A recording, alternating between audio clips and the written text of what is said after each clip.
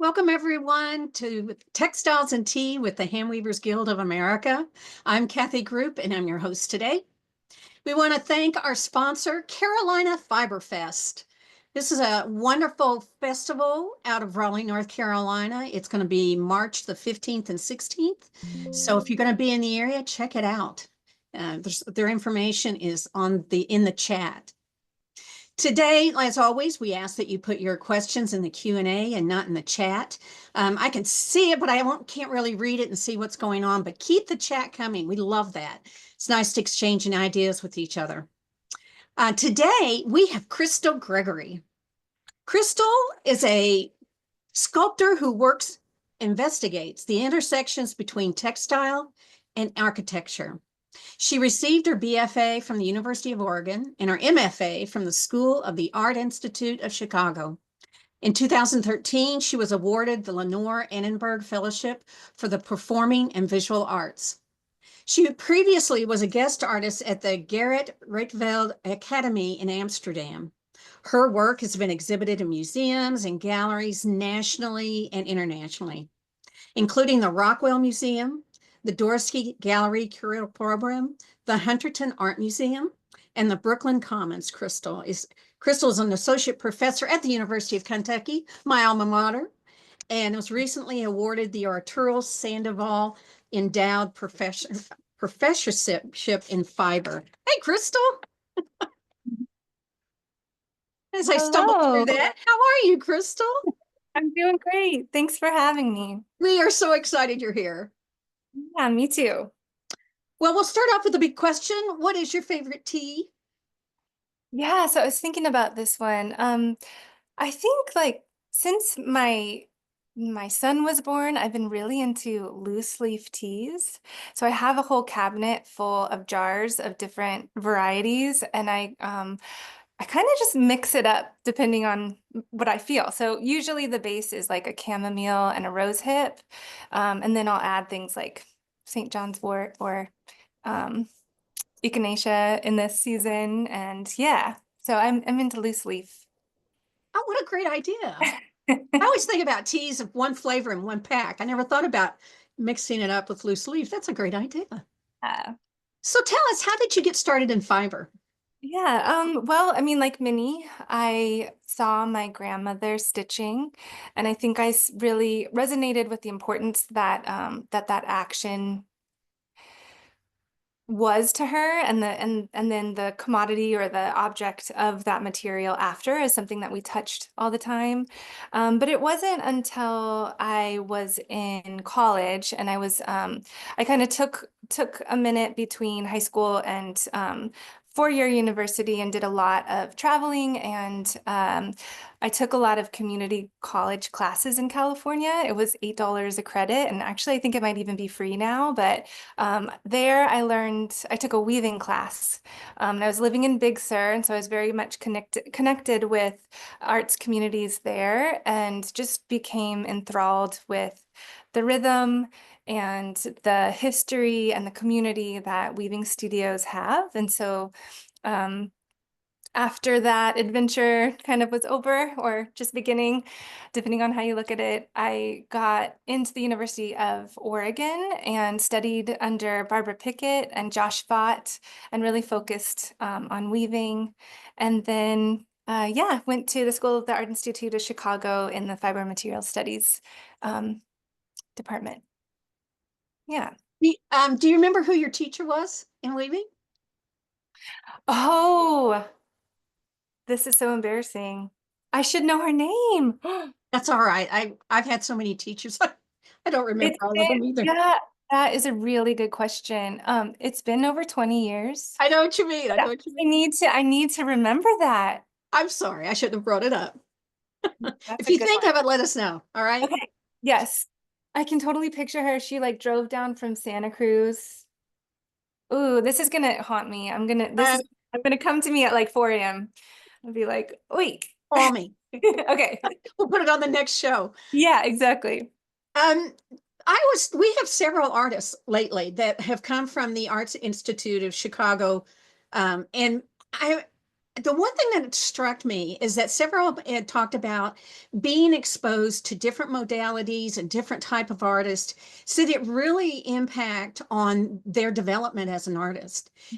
Is that true for you also? Oh, I couldn't agree more. I mean, I loved Hmm. my time in graduate school. I studied fiber in Mhm. undergrad, and so when I was and took a couple years between, and then when I decided to look into graduate schools, I was sure that I already knew fiber. Like I want to study sculpture, and I applied to a bunch of sculpture programs, and just on a whim, actually on the recommendation of my undergraduate professor, Josh Fott, said, you should just apply to the Fiber Material Studies department. And I'm so glad I did, because what that department was at SAIC and still is, is completely diverse and able to go very deep into material history, um, politics of that, community of that, in a way that other fields um, don't, I think. And then balancing that with educators like Ann Wilson, Christine Tarkowski, Deanna Guerrera Macia, and my cohort was just such a perfect kind of constellation for me at that time. I couldn't have asked for a better experience. Yeah, it just sounds like they really encourage you to. It's not like some schools where the printmakers hang out with the printmakers and the fiber just does fiber. And it sounds like they really encourage you to experiment, go try new things, get Very outside that welcoming. box. Yes, it's very cross-disciplinary and very welcoming of everyone and all thinkers. Actually, I think within my year, there weren't very many that was actually touching fiber, like touching textiles. We all kind of came back to it, but a lot of people branched out and then came back because it's very supportive in that way. Oh, that's Yeah. great. That's great. What a wonderful school. Um, so the first piece we're going to look at today is called Weight in a Field of Color. Mhm. And this is huge. It is 7 panels long, and each panel is 30 feet of weaving. Now, I have to say that because all the weavers are just going, "Oh my gosh, how do you do that?" Um, I love it that you chose some interesting combinations, because this is cotton. And then on the right here, you can kind of see they are little metal ball chain, right? Yeah, so this was a commission for a bank in San Antonio. And it spans from the 5th floor up through the stairwell to the 11th floor. And it was a brand new construction. So the architects had designed the space, and they were just barely moving in when they invited me to pitch this project.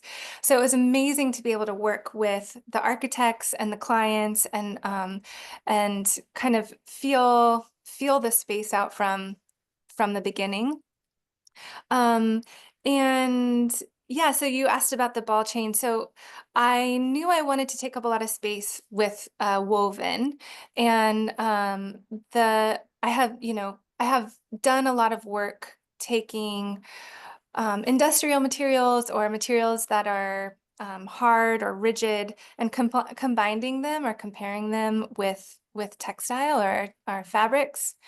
And in this piece, I really wanted the textile to be the champion, to be the thing that's kind of bigger and bolder and holding all of that weight. So I did a lot of experimenting, and I kind of fell on a way of taking simple ball chain. So, like what you use to pull down your basement light switch, um, and weaving that in as a weft material. So every other pick just at the base of these kind of J shapes is maybe like 3 to 5 feet of ball chain.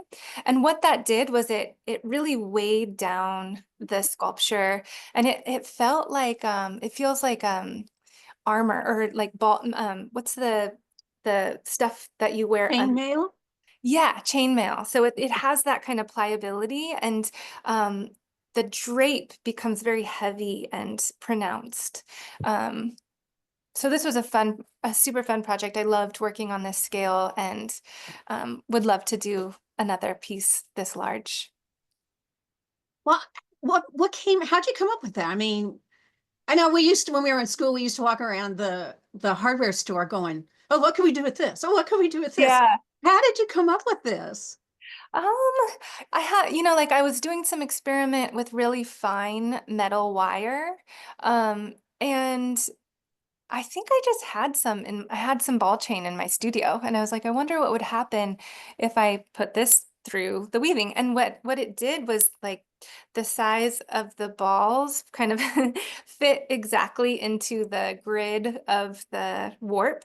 So it it it kind of defies itself. Like you don't understand it to be ball chain until you see that the Mhm. edge of like the selvage right there. Yeah. But when I looked at it, I thought, oh, that I love that the sparkle of it, the light reflecting off of it, the difference in texture. But I never thought about the weight. But that's brilliant that it really Yeah. does make a difference in the way it drapes, right? That was my whole goal was I didn't want these to be too blown around or too Oh, right. unstable, but I wanted there to be something holding it at the bottom. Hmm. But thanks for mentioning the light too. So this space was special because the architects, oh, I'm going to forget all the statistics, but the building was almost completely sustainable. So their energy came from solar panels. One side of the building, which you can see in this image on the left, was all windows, and the screens of the windows were automatic, depending to let enough light in so that they were saving energy on their overhead lighting. So everything was thought of, and it was very about the light of the space. Like the whole north side of the building was a window. So I wanted to choose a weave structure and a palette that had a lot of open space, a lot of transparency. And then the ball chain, it did have some transparency where the metal is, but it glitters, like you said, like it's the silver stainless steel that catches and reflects the light differently than the kind of opacity or um, transparency of the weaving itself. Wow. Again, it's one of those things I want to see in real life. I would just love to. And tell me again, where is this? I think you said, but I didn't hear it. It's at a bank in San Antonio. Oh, okay. It's a permanent piece. So It's um, permanent? yeah, it'll be there. Yay. It'll be there. Road trip. I want to Yeah. go see this. I want to go see this. All right. So my next question is about the weave structure, and we've got a detail a little bit closer. So if you could talk a little bit more about what you chose. It looks like you said you wanted more of an open weave, what is the weave? How Yeah. did you So choose it?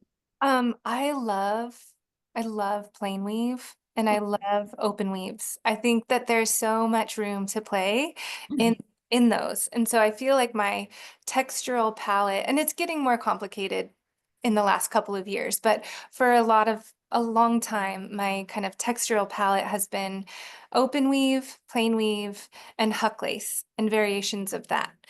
I love having playing with gaps and holes and negative space within the structure of a weaving in particular. I spent some time in Amsterdam studying bobbin lace making, and just I love thinking about positive and negative spaces in relationship to architecture and in relationship to like the micro and the macro of what a textile is.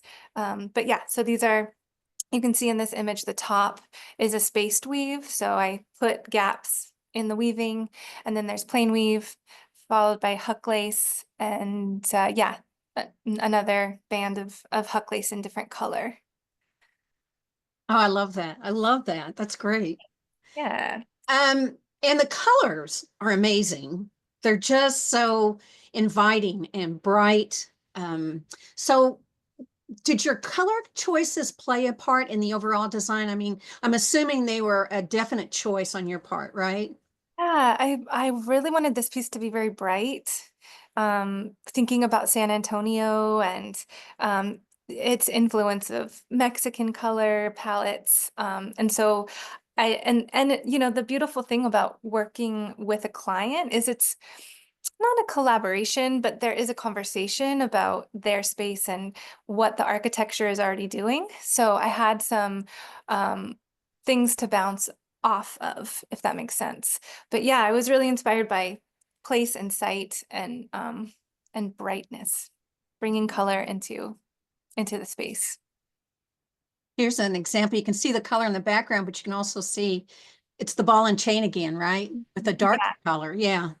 Uh, Oh, that's nice. That's nice. and this image gives like a good description of the way that the drape is different with the ball chain. Like Mm. it doesn't crease, it kind of like uh makes a wave or something. Like it Yeah. handles very differently.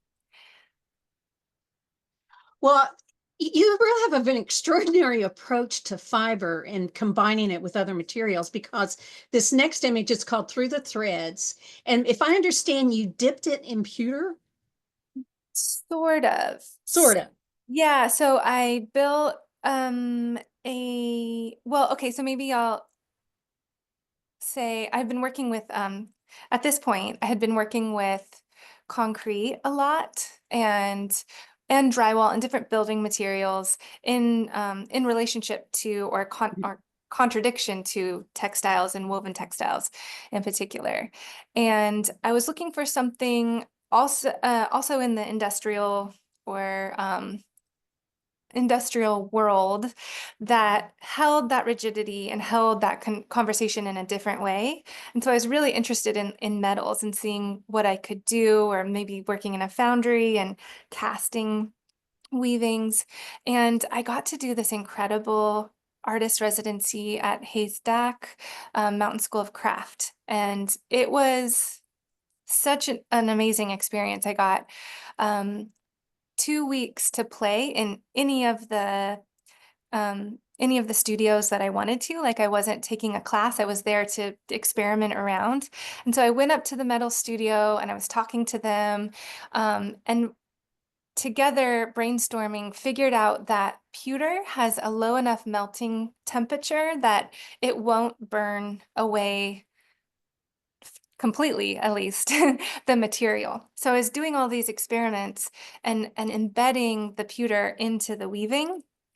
Um, and yeah, so the way I do it is a two-part mold where I kind of carve out some channels into the pieces of wood that I'm casting with, and then sandwich the textile between, and then allow the molten pewter, which is only like 200 degrees, to find its way through those channels and embed itself into the weaving.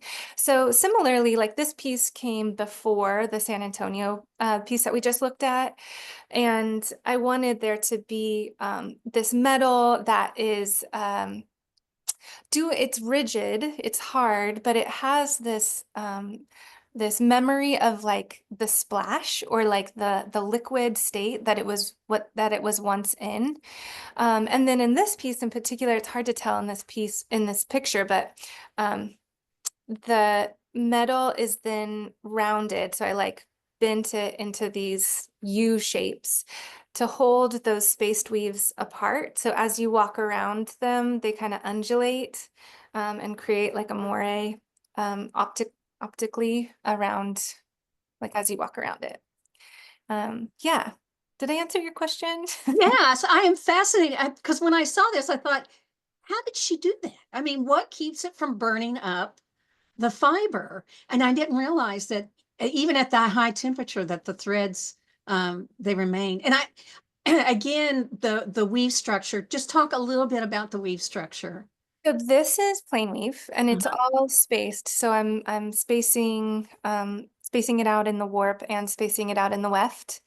And then I guess this one is a little tricky because I'm shifting that so that it's not actually hanging as a grid anymore, but they're kind of going diagonally to one another.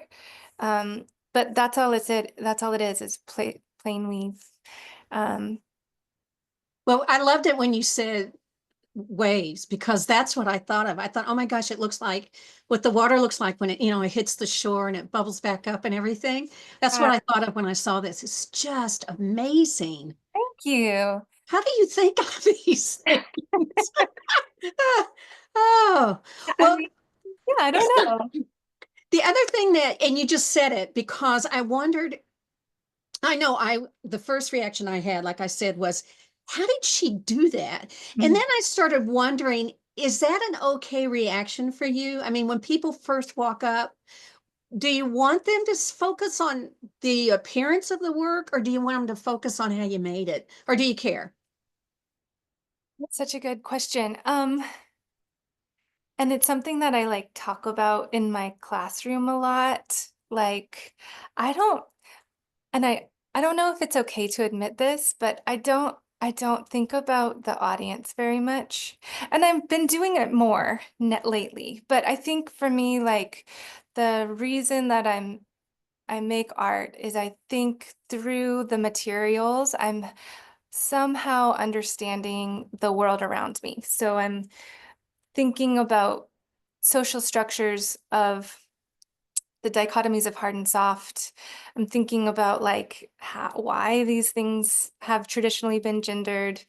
I'm thinking about the kind of the politics and the ways that the poetry of the material can help me make sense of society and my place within this world. And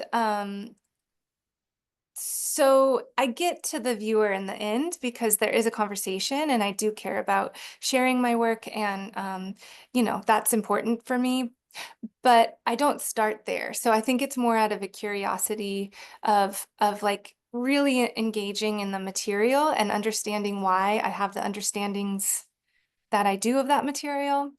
And then your other part of that question was, is it okay to wonder like how I did that? Um, yeah, I mean, you can wonder whatever you want. That's your but I think so I'm glad that there is sort of a um something that's making you curious about the piece. But I also think, and something that's been important throughout the pieces that I have felt successful in, that there is an understanding as well. So maybe less so with the pewter pieces, but definitely with like the concrete weavings or the drywall works, like you can, if you look at them, and maybe this is why I love plain weave, is because you can actually understand that interlacement by looking at it. Like you can see what's happening. The concrete is a material that we know and we surround ourselves with, and the weavings, maybe they don't look like the one that is on your bed, but they are something that's also familiar.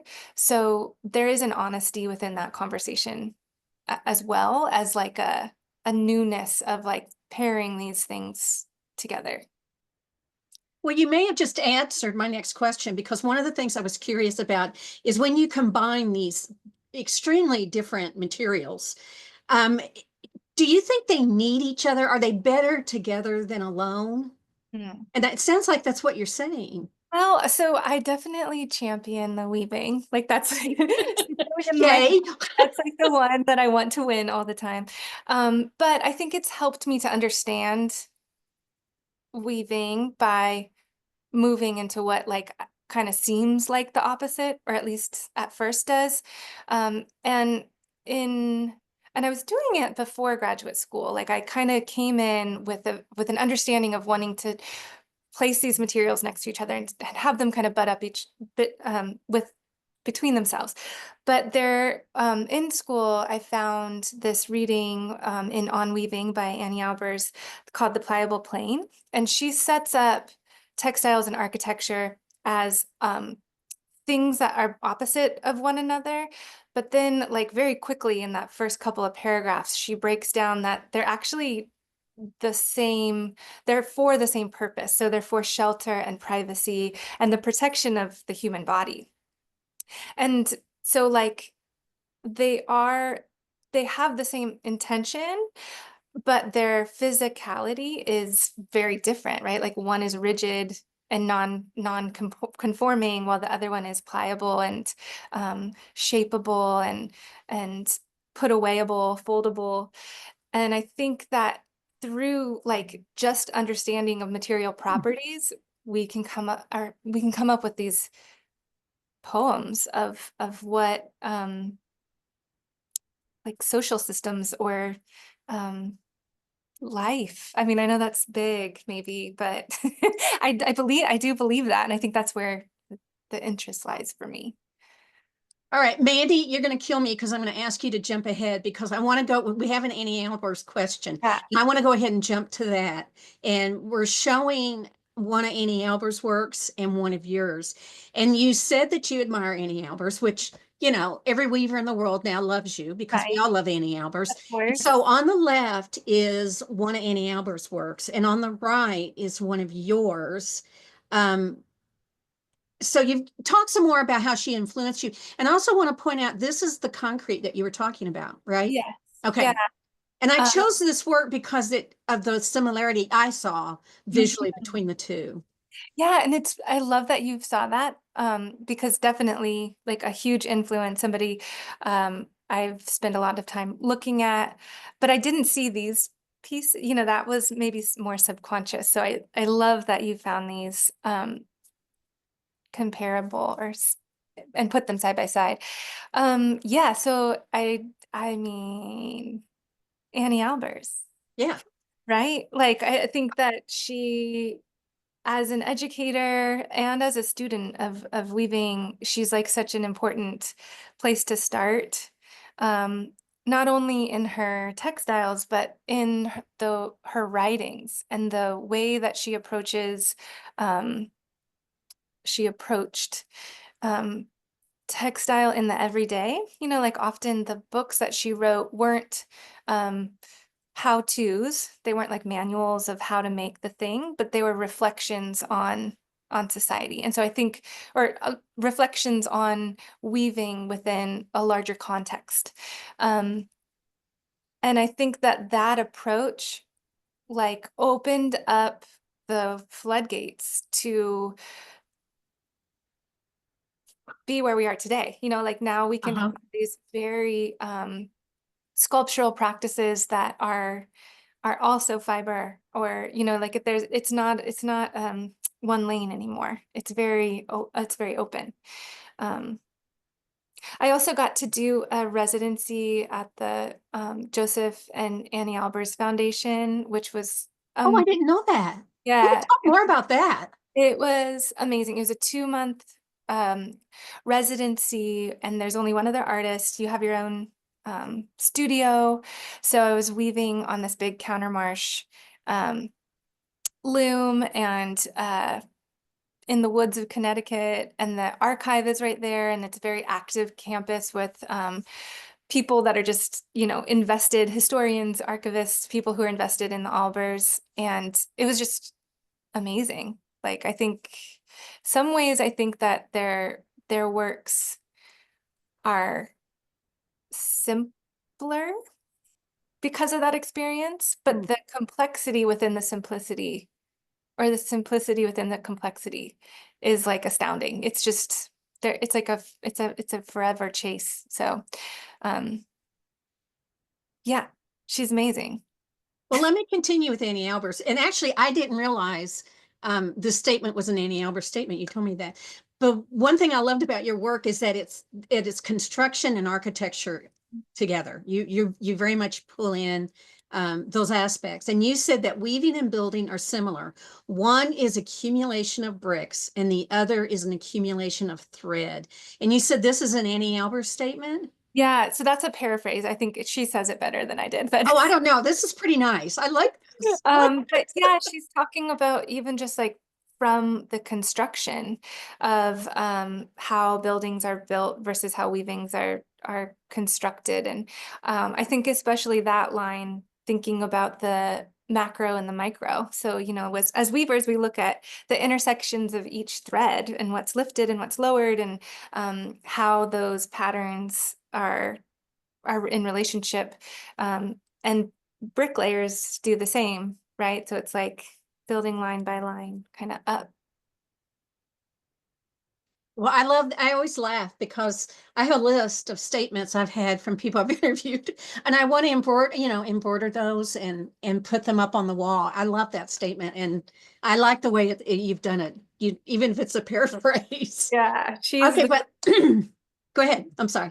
nope, that's it. Yeah.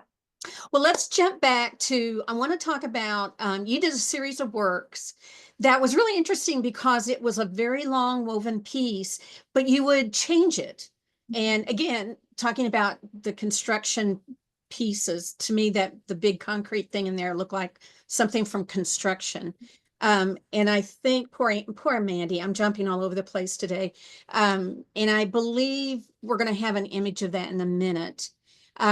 It's the same beautiful colors you've used, but you've changed it. Nope, sorry, Mandy. There Yeah. we go. She's a pro. Sorry, Mandy. I know I'm making your life difficult. So I was curious about, again, weighing, which is more important, the piece, the changing of the piece. Talk some about this. This is amazing. Thank you. Yeah, so this was a piece that I got to present at the 21C Museum here in Lexington. And so this piece was the first one that I had ever had worked with dancers with. So what's not shown in this is there at the opening, I had two dancers from the dance company, the Moving Architects, come and perform in the space on the space. There was a moment where one dancer is climbing the scaffolding and another dancer is lowering herself with her weight with the weaving. So it was very interactive. It was very there was a lot of movement. I think it was a 10-minute dance performance.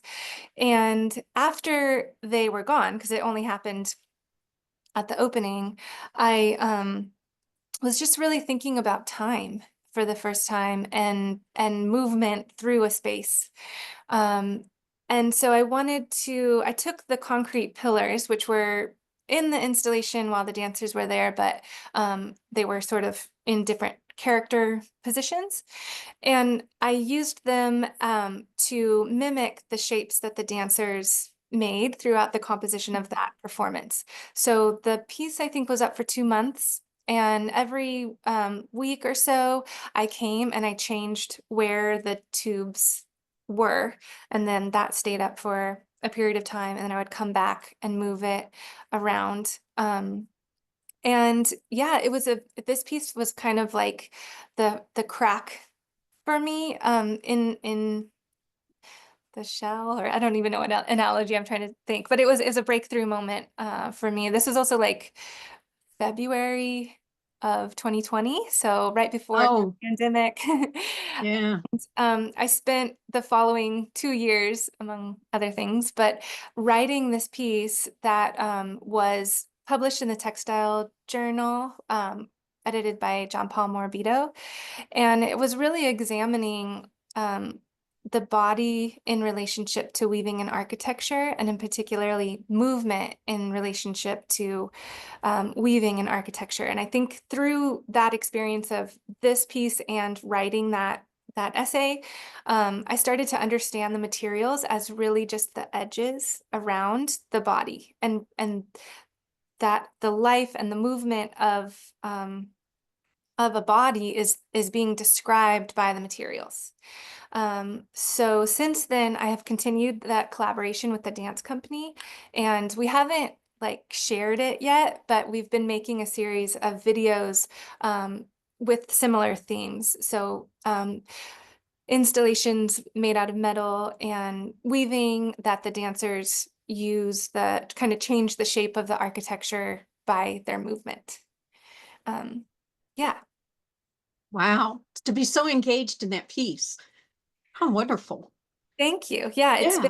it's been really challenging and like pushing my thinking, which feels really, really good to kind of incorporate time for the first time, and all of these performative elements that I never had thought about, like audience, or like what is the front? Because working in 3 dimensions, I don't know, I had never kind of thought about the front. I thought about it all the way around, but when you're asking an audience to sit and explore something, then you kind of need to think about that relationship. So yeah, it's been a really fun, kind of fruitful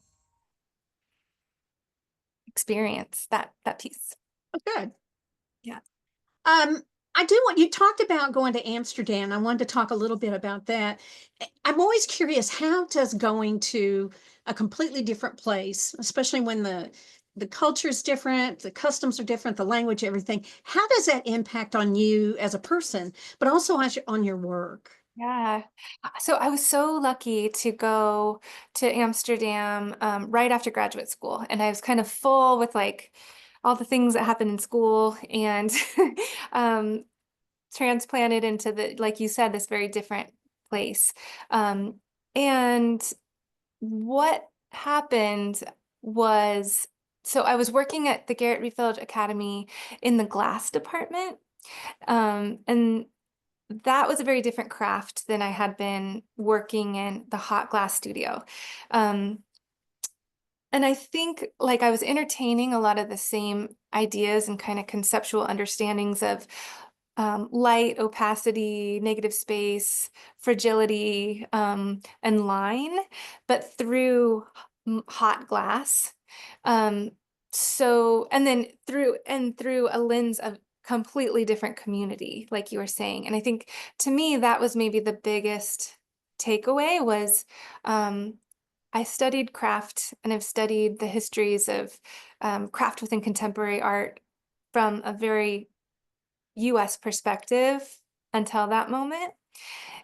And then just understanding that like everything is different. Feminism is different there, and the histories of their culture is a different, has different effects on the materials that they are producing. So the pedagogy and the way that the school was just functioning from studio to studio and advisor to professor was just completely different. And it took me a while to wrap my head around it, but I think that's really influenced my approach to practice, I guess, like being in a practice and having it be able to be I want to say buoyant, but like pliable and have it be open and porous instead of this is the way that I was taught, and so this is the way I'm going to do. Um, yeah, it was really a great experience. And then I made really great friends and I'm still in touch with folks from that time. Oh, good, good. Yeah. I want to talk a little bit about just because it's so unique. And I would, if somebody had said to me, "Oh, here's some weaving in concrete," I would have been appalled.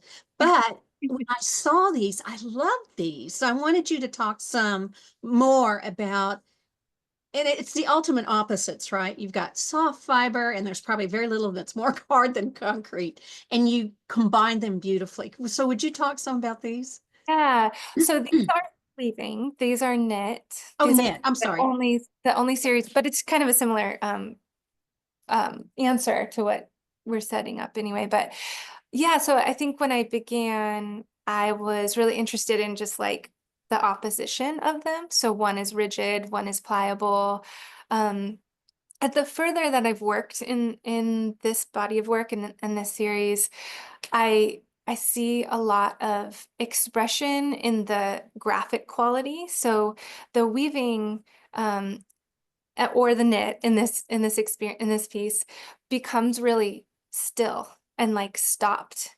And so like through that stopping of the material, there's an implication that it has motion or it could have been moved or stretched or draped or folded or put away. And so I like that stopping. I really like that graphic quality. Um, and this series was knit on the flatbed knitting machine.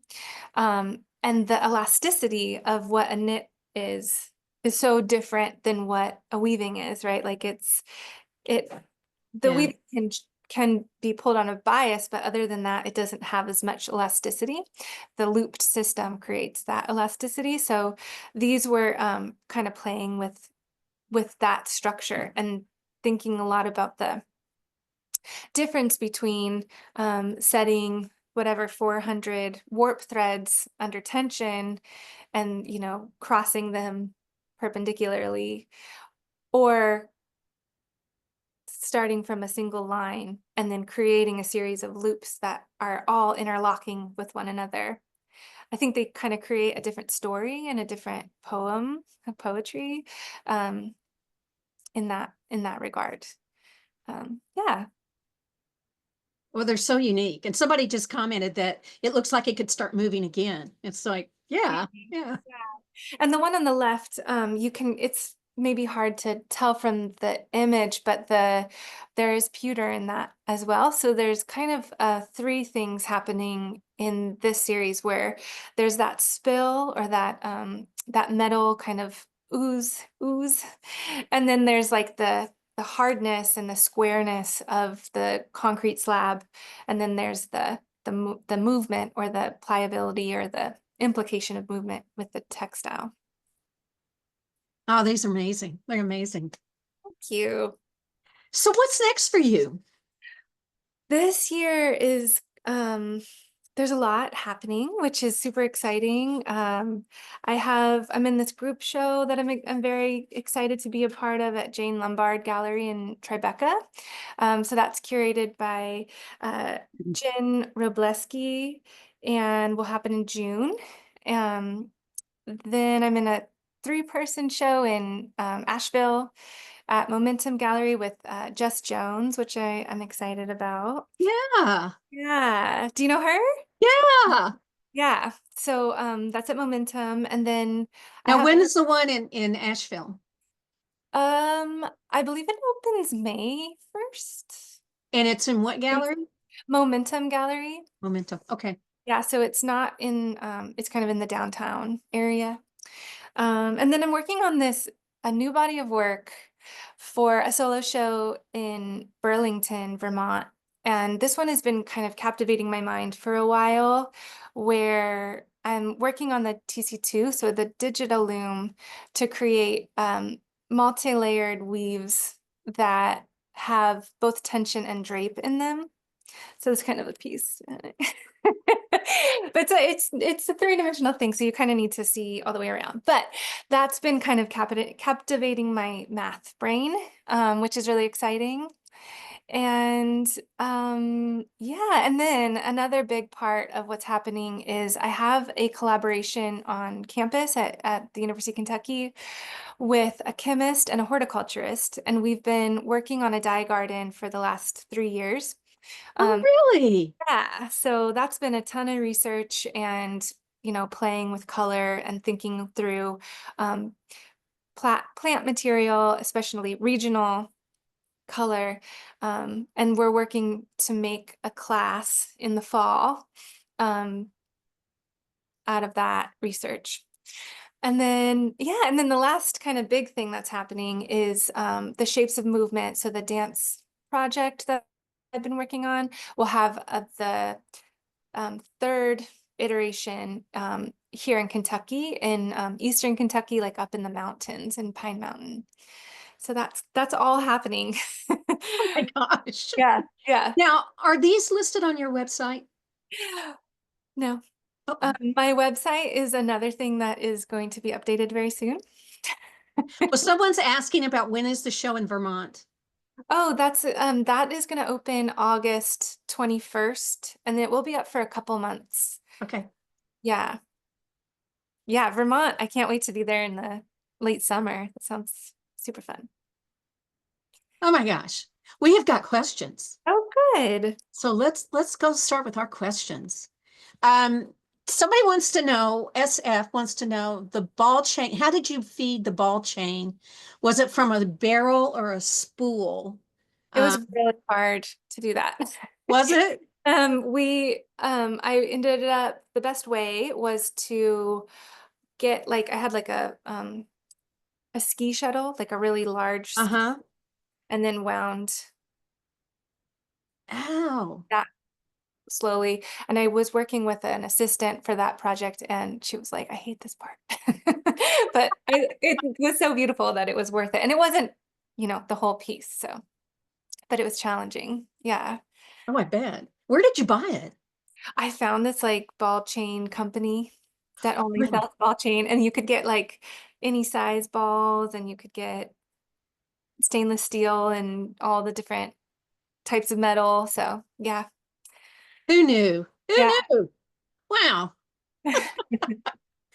Oh, this is a good question. Katie Clement, hi Katie, wants to know what kind of loom you used for the ball chain.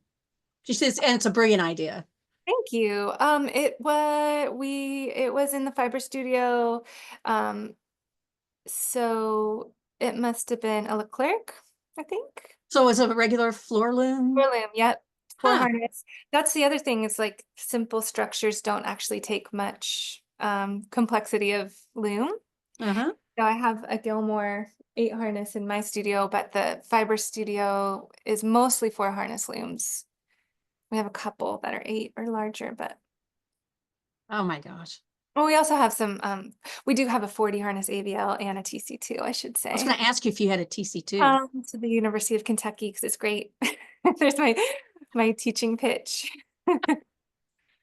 I want to come in the fall and be part of the guide dye garden. So, Okay, do you have yes. like interns who volunteer or something like that? Oh, and they're paid. They're paid Woohoo! internships. Yeah, it's a lot of work. Oh, I bet it is. I bet it is. Um, what she said, I like the idea of the ball chain. Have you tried everything else for weighing, anything else for weighing the hand woven pieces? This is from Karen LeBlanc. Well, I mean, I guess the pewter, I Yeah. did, that was a weight. Um, Did you have to worry about the actual weight? That would be too, I don't know how heavy pewter is, so you know, Fabric is really strong. no kidding. It is really strong. I mean, think about like a hammock, like Oh, that's that true. can That's true. handle that 250 pounds pretty easily. So, um, I I don't worry about it. I mean, for those pewter pieces, I think the cast metal was less than 10 pounds. Um, so no, I wasn't worried about the weight. Now, you said that you had gone up to Corning, right? And did glass. Did Yeah, you do the same thing? Did you weight down fiber with glass or was this something completely different? that blue pewter piece that was hanging, Uh-huh. that was part of that show. So Corning, I did that for Rockwell Museum, which is in Corning, um, Corning, New York. Yes. So that was the same thing. Yeah. Oh, wow. So there you go, Karen. Glass. Now we all have things where everybody's thinking, I know I am. I'm thinking about how can I incorporate this into my weaving? Lots of ways. There's lots of. Jenny, thank you for your question, but I think we answered it about all the different looms she has. Um, Karen's got another question. Can you talk about how you decide to mount and hang your pieces? I'm wondering about the pieces behind you and the other installations. Now, the ones behind you, they're concrete, right? Some of Yes. them? These are the ones that are on the wall and kind of sitting on the floor here are concrete. Uh-huh. So I kind of do it inverse. So there's a frame that I build on the inside that I lay. So I build a mold, and then I lay the textile down and pour wet cement over the back of it. And then put this frame Oh, in the wet cement. So they're hanging on French cleats on a wooden frame that's kind of embedded into the cement. So there's no framing like on the outside of them. They kind of, I want you to be able to see the edge. hmm. Yeah. I had it backwards in my head. I thought you laid the cloth on it, but yours makes much more sense because I was trying to figure out how you did that. That makes Yeah. much more sense. Yeah, Okay. I think the way there's like a chance in this. So it's like I compose them. Like I know somewhat how things are going to lay compositionally. And Hmm. then the movement of like moving the cement around the back is actually what's creating the folds or some of the ways that the fabric is being sucked in And then that kind of creates this like dimension of surface. And I love the surprise when I open it. So like some of the cement will ooze through and some of it will sit on top and some of it will completely kind of flatten the fabric. So it's like a educated guess, but there's always a surprise when I open them. Sometimes there's failure, but you know, that's part of the thing. Surprise. Yeah. All right, we got the same question from Susan and Polly Barton. Hi, Polly. I'm so excited you're on. They want to know the name of the gallery in Tribeca. It's the Jane Lombard Gallery. Okay. Yeah. Yeah. People are lining up. They're going to want to see your work. That show is called Soft Structures, and it's with um, so many artists that I really admire, like Rachel Hayes, and Melissa Dadrian, and there's just so many, I think there's 8 of us in it. So it's a big space and it's all gonna be textile based. If you're in New York this summer, like come check it out. I think it's gonna be really fun. And talking to the curator, we might be doing some, I think I might be the only one that's not local, and I have my family's there. So um, there'll be some programming, I believe. So that will be fun too. Oh, good. Yeah. Um, this is a great question. This is from Chelsea Clark. Hi, Oh, Crystal. She says she's curious how, if your role as an educator plays a part in your practice. oh, totally. You can't, I mean, you can't, I don't think you can do, I don't think you can teach without having it become part of your studio, or I can't, I don't know. I'm not good at that. But um, I, the longer I teach, so I've been here 8 years now, the more kind of confidence that I've been getting to use my classroom as a place of experimentation. So whether that's through reading and like giving my class the readings that I want to discuss anyway, or creating a whole new curriculum of things that I'm curious about, like this dye project, and using it as like a place of exploration so that we're learning alongside one another. That's been like the biggest kind of growth for me as a teacher, and as a way to like connect these two things that are clearly connected. Like I couldn't teach without making, um, but I don't know, that's been really fruitful for me.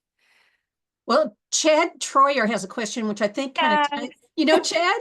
Yes, he is currently an MFA student here at UK and an incredible weaver. And yeah. Well, hi, Chad. He wants to know if the natural dye location and region and how you see it working on your art, your work. And I thought that's a great question. That is a good question. So I have always loved color, and I think that's kind of clear in Yeah. work. And it's been something that I've kind of explored forever. Um, and then when I started the project with Sherry Dutton, the horticulturist, I was really interested in kind of the hypergeography of place in color, because most of my colors are synthetic dyes that I'm buying from yarn companies, and just doing kind of intuitively or emotionally by choice. And so I thought, like, okay, if I'm thinking about movement in textile and place in architecture, how can color be in relationship to that? And through growing a plant, it's very dependent on your your year, your season, like how much water you got, how much sunlight you got, what can grow in Lexington, Kentucky versus New York City versus California are very different things. And so like, how can I explore those palettes through plants? And then that was, 4 years ago now. But what I realized is like I opened up this huge can of worms and I have more questions than I have answers. And to be completely honest, I think I've only like shown and sold one series that's all natural dye, and most of it is like a combination of naturally dyed and synthetic dyes because I don't have the capacity to get exactly what I want from the garden yet. And it's okay. Like I'm still learning and there's going to be growth and space for that to happen. But yeah, there I think that the hypergeography is the word that I've like kind of clung to, thinking about color and location and how that the latitude and longitude really affect what colors produced in the plant. There's like a specificity to that. It sounds so exciting. I can't wait to see what you come up with. All right, got one more question. What weight of cotton do you weave with? That was from Ramona. Thank you, Ramona. Almost exclusively tend to pearl cotton. And then recently with the dye, I've realized that like cotton is a harder thing to dye. So I've been working in silk more. But yeah, I love mercerized cotton. It's so friendly and easy to work with. Chelsea likes your hypergeography word. Yeah. Oh, oh my gosh, I have had such a good time today, Thank you Crystal. Thank so you much. so much for Yeah. being on here. You've been wonderful. We are so excited you came on. Yeah, me too. What a privilege. Thank you so much. Well, I can't wait to travel through Lexington and stop by and see you. Yes, please do. I can't wait. Go back my own stomping grounds. Uh, Yeah. Learn more about Crystal and keep an eye on her new and improved website. Yeah. Soon. But her, yeah, we've talked some about where her exhibits are, and go check those out. I want to see the one in Asheville. That was close to me. I'll have to go check that out. And Sally, if you're watching, you got to go see the one in Tribeca. Okay. So thank you so much, Crystal, and y'all check her out and check out our website and our Instagram. Thank We you. Thank also want to thank our sponsor today, the Carolina Fiber Fest. It's in March 15th and 16th. So if you're thinking about a road trip, what a better place to go? And Raleigh, North Carolina is a lovely town. It's a wonderful weaving central location. And I encourage you to go check this out, Carolina Fiber Fest, March 15th and 16th. If you would like to sponsor an episode of Textiles and Tea, or your business, or a group of your friends, or just you, please go online to weavespindye.org and you can sign up for a date that works for you. If you have any questions, be sure you give us a call. We'll be glad to talk to you about it. We have travel and workshop coming up. If you're not familiar with the travel and workshop section in Shuttle, Spindle, and Die Pot, we focus all of our advertisers who offer conferences, traveling, classes, all in one section of the magazine. And we've added something more to that in the last couple of years, and it's travel and workshop live. And it's wonderful to hear people talk about and show more images of what you're going to see or do at these events. So it is this Thursday, February the 20th. It's at 1 p.m. I encourage you to take time. If you're trying to decide what you want to do this summer, what's going to be your fiber travel, this is a great place to go and learn more about all these different events coming up. And it's free, but be sure you sign up, okay? We also, it's hard to believe, but we are working hard on Convergence 2026. So if you are thinking about being a leader, whether it's your first time or your 20th time, now's the time to sign up. And a lot of people are like, well, I just don't know if I'm, sign up and let us decide. If you've got some teaching experience under your belt already, send in your application of what you would like to teach and let us talk with you about it and look at what you can offer. We've got several options. You can do a 90-minute, you can do all the way up to 3-day workshop. And I encourage you all to send in more than one. Could be one topic as a talk, one topic as a 3-day workshop. Do more because we're trying to figure out how to fit all of these in together. And if we have several options, it's much easier to do the schedule, and you have a better chance of being picked for the class, no matter whatever the size is. So take a look at it. It's online now. It is at bit.ly/. bit.ly/CVG26 leaders. It's on the website, and you can go there, submit your application, and we'll get working on that soon. It's hard to believe, but we're working hard on 2026. We also need volunteers. So if you are interested in volunteering for Convergence, you can do that also online. If you're not sure whether or not you're going or when you're going to be there, go ahead and sign up now. And then as we get closer, we can figure out what works well for your schedule. We want to thank everybody for supporting HGA either through your donations or joining. And when you donate to HGA, you help make these programs happen, whether it's Textiles and Tea, Careers in Textiles, all the different programs that we're able to offer and that we've started offering over the last 10 years. We've more than doubled all the things that we offer, and we do that because of the donations from you. You've gotten an email soon letting you know all of the things that we offer, but all those things take money, and we really appreciate all of you who's already donated and those of you who have joined. If you haven't and you would like to, weavespendie.org. Thank you all so much. If you missed any of the episodes, you can watch them. You can watch them through the HGA Facebook page, or you can watch them on YouTube. If you'd rather do YouTube than the Facebook page, be sure you subscribe, because if you do, you'll get a notice when a new one's been uploaded. Next week, we have Lene Dufour, who's going to be on.